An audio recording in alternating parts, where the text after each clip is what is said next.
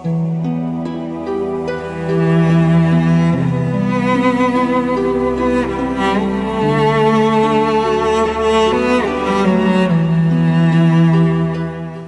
یادمه که روز 9 مرداد بود، صبح بود، یک شنبه بود. من بودم، رضا بود، اونجایی که یادم محمود رویایی بود، چند تا دیگه بودن، نشسته بودیم. بعد پاسدارا اومدن اسامی 10-11 نفر رو خوندن. یکیشون هم رضا بود.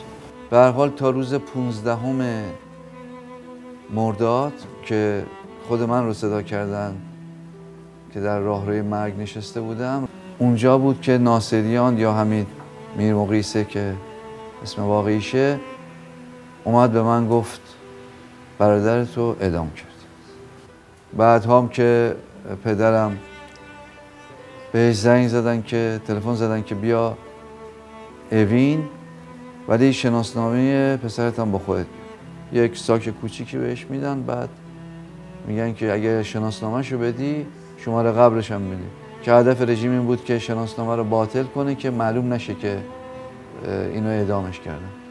که پدرم جلوشون وای میسه میگه که شناسنامه رو دارم ولی بهتون نمیدم.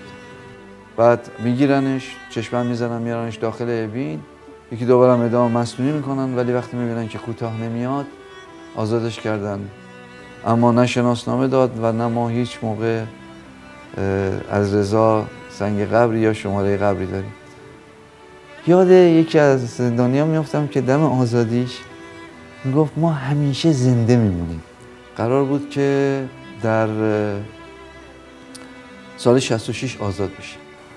وقتی برای مصاحبه بردن گفت هرگز و موند تا جایی که با سربه‌دارای سال 67 به دشقیم نگفت و به شهادت رسید. تو اصفهان زن باردار رو اعدام کرد. باید که همین کارزاری که هست برسه به نقطه محاکمه عامران این جنایت.